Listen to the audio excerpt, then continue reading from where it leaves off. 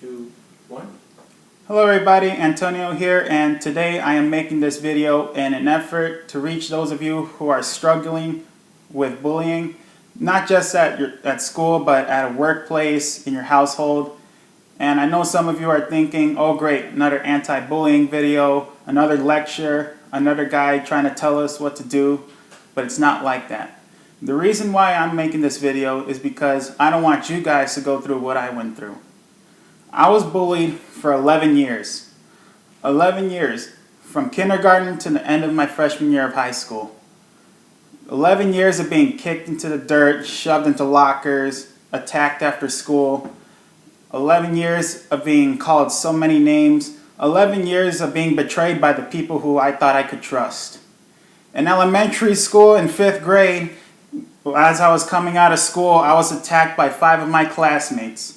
And it only lasted for a couple seconds, but it felt like a lifetime. And as I'm laying there, I'm thinking, why? I'm telling these guys, why? Why are you doing this? I didn't do anything to you. And they were just sitting there laughing. And at the end, they ran away. And I'm sitting there.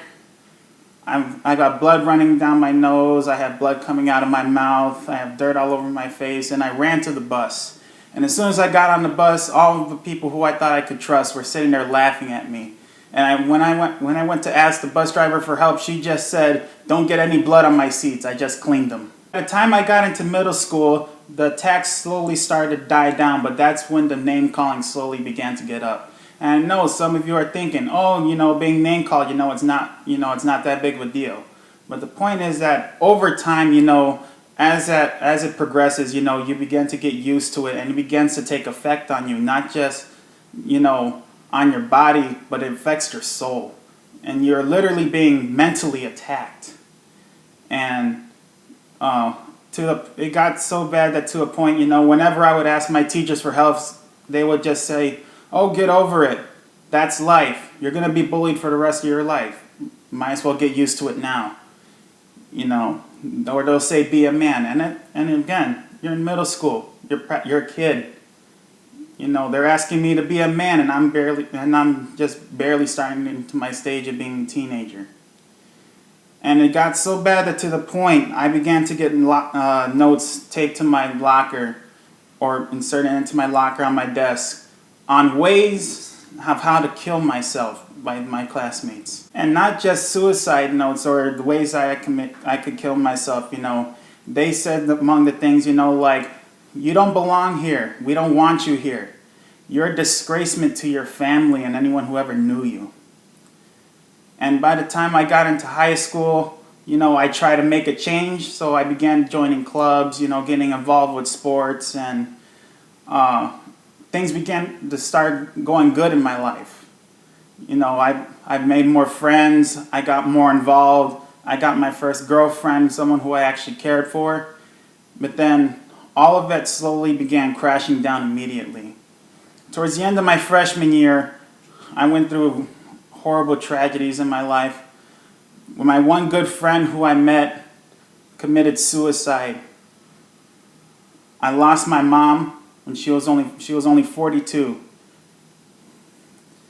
And because of this, I fell into a really deep depression, and my friends would never come around me anymore. I lost my girlfriend because I wasn't the same anymore.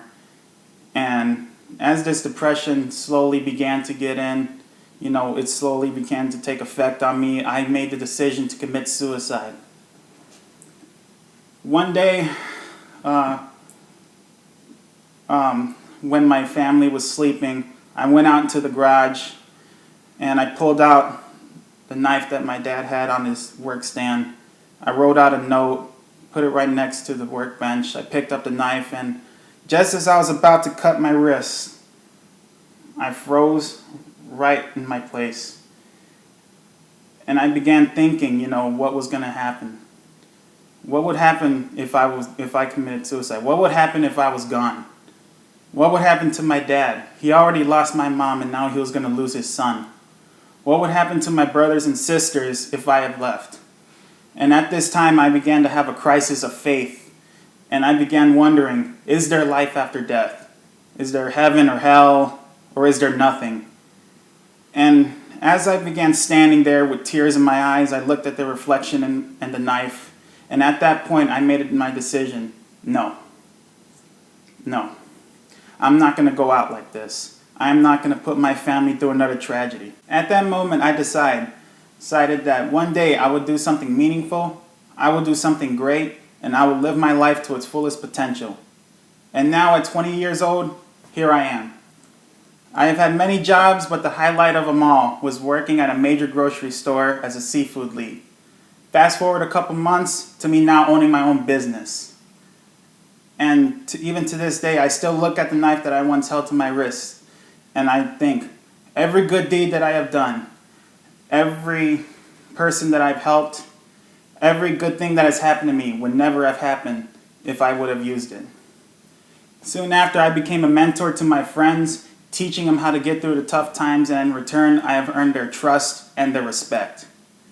For those of you who feel like that no one cares, who feel that you're alone, who feel like that you should end it and say that's it, this video, this message, my message, is to you. You're not alone. You don't have to be scared. You don't have to just quit. Don't just quit on life, because you too one day will do something meaningful and something great. Something that will show those who did all those mean things to you, saying, yeah, you did those things to me, but I made it. I didn't quit. I didn't give up. Your words and actions can and will never be nothing more than steps on a ladder that I will use to climb my way to the top. And don't you let what another person says about you or what another person does to you affect or control your life. It is your life. You make the choices. You make the decisions. You call the shots. It is your life. You have full control over it. Now, my words can only go so far, so it's up to you to listen. I thank you guys for listening to my story, and please help spread this message around the world. You will never know who will benefit from it.